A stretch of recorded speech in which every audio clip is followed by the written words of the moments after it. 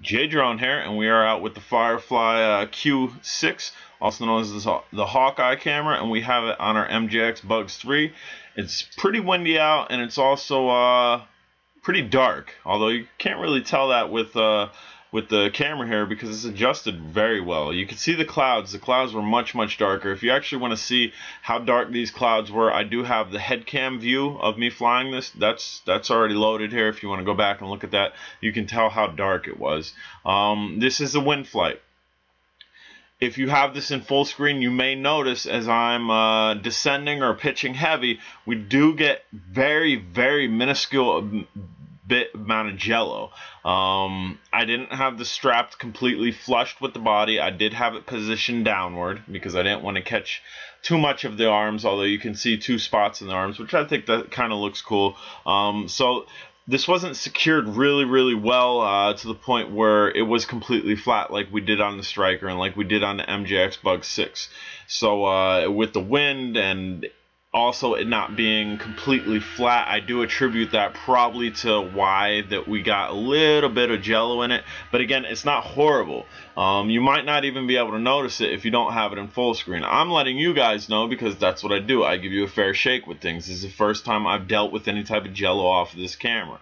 And again, I attribute that to the high wind that I'm dealing with here and coming down a little bit quicker than maybe I should have, but I really don't think that's it. I think it's the high wind and also having the camera pitched downwards just a little bit and actually not being secured up against the body like I had the other ones. Alright guys, I'm done jabber-jawing through here. There will be a code down at the bottom in the description if you want to take advantage of it. I think it's for like $46 or something for this camera. This camera's dope. I love this camera. Main reason I like this camera is because it goes along with the body.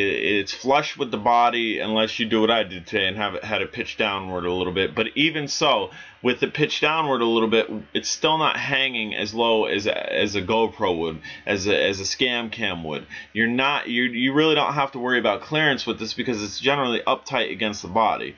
I'm really loving this camera. I'm gonna put this camera on just about every single one of my drones, so stay tuned for that. There's a little quick run out. This thing records, I think, 60 frames per second in 1080p. Alright guys, I'm gonna pipe in some music here. Enjoy the rest of the flight. If you haven't subscribed, please do so. And Drone Days, if you're on Facebook, Drone Days is a dope group. Go ahead and click the link down below. We'll also have that free. Click join, and in a day or two, or maybe that day depending on where I'm at and how I'm adding people, you'll get added and you can join in the crossover, which is from YouTube to Facebook. Alright guys, take care, fly safe, and have a wonderful day.